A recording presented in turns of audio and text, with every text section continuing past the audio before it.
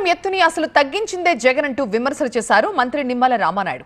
2019కు ముందు phase 1, phase 2 ప్రస్తావన లేదన్నారు. 41.15 మీటర్ల ఎత్తు ప్రతిపాదనని జగనే తీసుకొచ్చారన్నారు. గత ప్రభుత్వం తప్పుల్ని సరిచేసి పోలవరాన్ని పూర్తి చేస్తామన్నారు. 2026 జూన్ నాటికే తొలి దశ 6.5 పూర్తి చేస్తామన్నారు మంత్రి నిమ్మల.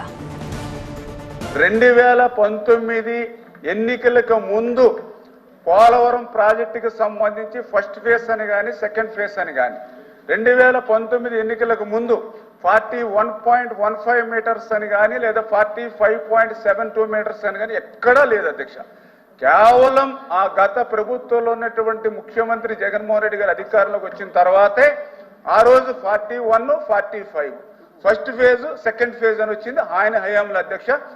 ఏది ఏమైనప్పటికీ కూడా ఈ ప్రభుత్వం గత ప్రభుత్వం చేసినటువంటి తప్పిదాలను చంద్రబాబు నాయుడు గారు ఒక్కొక్కటి సరిదిద్దుకుంటూ ఏదైతే ఇప్పుడు 41.15 మీటర్స్ కి ఏదైతే ఫస్ట్ ఫేజ్ కింద R&Rని ఈ యొక్క 2026 జూన్ కల్లా వాళ్ళని పూర్తి చేసుకుని అదేవిధంగా సెకండ్ ఫేజ్ 45.72 మీటర్స్ కి ఏదైతే ఉందో దానికి సంబంధించినటువంటి R&Rని కూడా ఇప్పుడు ఆల్రెడీ మేము ఎస్టిమేట్ చేస్తూ ఉన్నాం.